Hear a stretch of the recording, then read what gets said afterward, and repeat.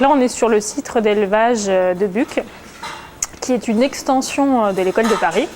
Le site il est composé de 8 nurseries sur un côté de la parcelle et à l'opposé de 9 chenils adultes pour l'éducation des chiens. Le but de ce centre d'élevage était de pouvoir augmenter le nombre de chiens remis. Donc pour ça, il fallait faire naître les chiens dans un premier temps, pour après les placer en famille d'accueil et enfin les éduquer. Donc le site de Paris affichait complet en termes de place pour pouvoir accueillir les chiens en éducation et également pour pouvoir faire naître les chiens.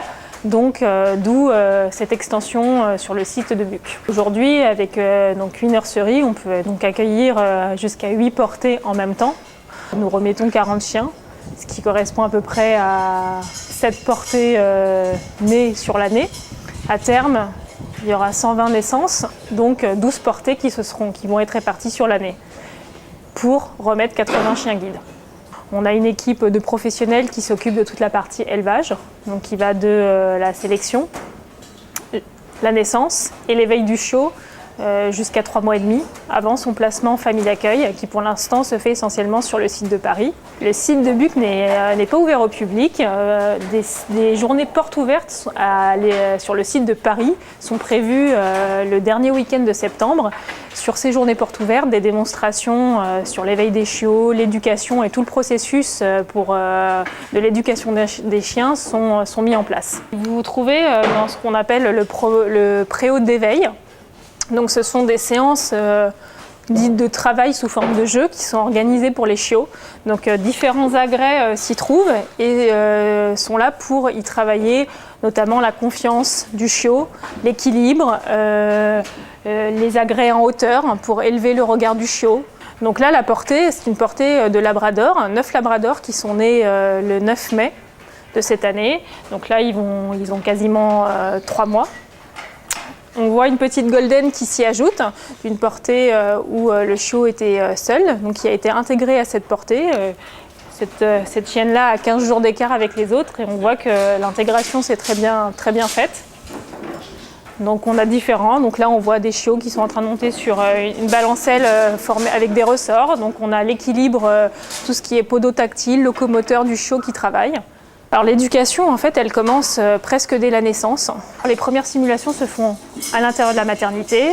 La maternité est composée d'une partie couverte, d'une partie semi-couverte et d'une partie extérieure. Donc ça fait déjà 3 espaces différents pour le chiot en termes d'éveil. Les vaccinations étant faites, le chiot passe dans une autre étape, un lieu qui est pour lui inconnu avec des agrès inconnus qui se trouve le préau. Puis le chiot passe dans le centre, dans sa totalité, pour enfin sortir dans la rue et dans tous les lieux publics. Le protocole d'éveil des chiots est un protocole général. La force de l'équipe et du regard professionnel va être justement de pouvoir adapter ce protocole à chaque chiot, parce que dans une portée, chaque chiot est unique. Donc effectivement, on va vouloir éveiller le système avec une stimulation auditive, olfactive, visuelle, peu importe, mais on va se rendre compte que tous les chiots ne sont pas prêts à recevoir cette stimulation, alors qu'ils sont nés à la même date et ils ont a priori évolué dans le même environnement. Mais chaque chiot a son propre tempérament, son propre caractère, et donc on va adapter notre protocole à chacun de ces chiots pour qu'ils vivent les stimulations. Les stimulations doivent toujours être vécues de façon positive pour les chiots. Ils sont encadrés par des professionnels qui sont des éducateurs et qui vont suivre cette portée de A à Z.